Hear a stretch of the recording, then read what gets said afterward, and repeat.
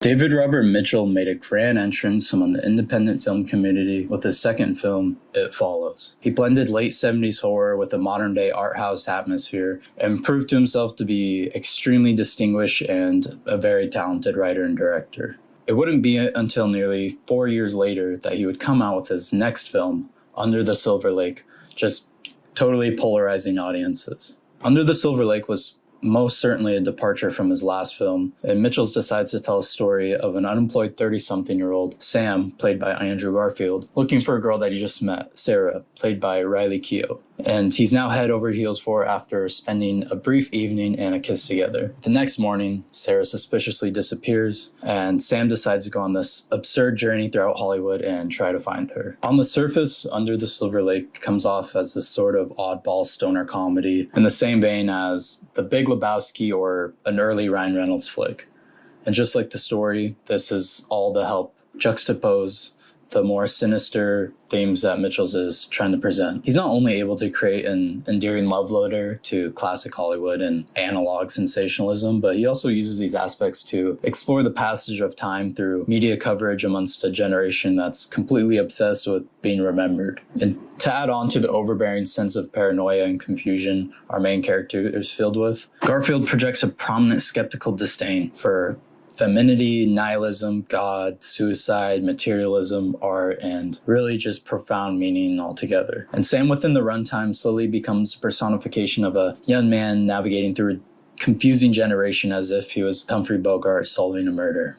From the very opening shot of the film, there's a bleak phrase painted on a large glass window, "Beware the dog killer." The words are backwards and obstructed, right off the bat just denying the audience any clear message they can grasp a hold of. The dog killer will become a recurring motif throughout the story, and of course, no definitive answers are given. The extent of information we get is that there is an unseen assailant that's killing civilians' dogs. There are many interpretations to what this could be, but I think the most prevalent reason, and for that having the most amount of evidence, is that dogs throughout the story show this clear manifestation to how Andrew Garfield's character feels towards women. Often the women he runs into will burst into fits of dubbed dog barking, where they're literally barking dogs. And we find out at the end of the film that his main affliction towards women has something to do with his ex's dog. But warped perceptions of women occur more than just the dog. The owl's kiss is this creature that has the body of a female with the head of an owl that murders men in their bed. And Sam even has a more apparent dream of the girl he loves devouring a man's torso just after she disappears. The disturbing illusions might allude to Sam himself being the dog killer, which would further prove his repressed anger towards women, but again, this is left up in the air. This helps us see that Andrew Garfield's character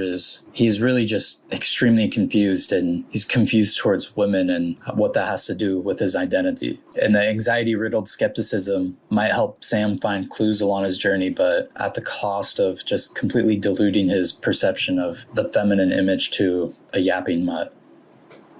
Now in the final act of the film, Sam finally tracks down Sarah after searching all through LA for her, although it's much too late. Sarah has faked her own death and locked herself away in a cape deep in the mountains with a millionaire as her eternal husband. She's one of 3 brides who all plan to live in the cave for 6 months and then eventually commit suicide in order to ascend to a better world. Sam is understandably upset, and even more so he's confused, still no answers. Sarah does little to offer him reassurance, but there is one thing that she says to him that does resonate with him deeply. She says, "There's no getting out, so you might as well get used to it." Understanding the weight of her decision and seemingly recognizing the absurdity of the world that she had just left, Sarah is able to live with the privileged high class for the rest of eternity in some fantastical place, while Sam isn't as lucky, trapped in this ridiculous landscape that has seemingly led him astray throughout the whole story. Now Sam is lost, broken, and lonely. Now this should be a miserable ending for a protagonist, but David Robert Mitchell writes a psychological triumph within our character. As Sam stands on a balcony shirtless, smoking a cigarette, he stares off to the camera. The bizarre and open-ended journey he went on led him with little to no answers. It almost feels as though it was for nothing, until he cracks a slight smile as he watches his landlord clear out his apartment and all his belongings.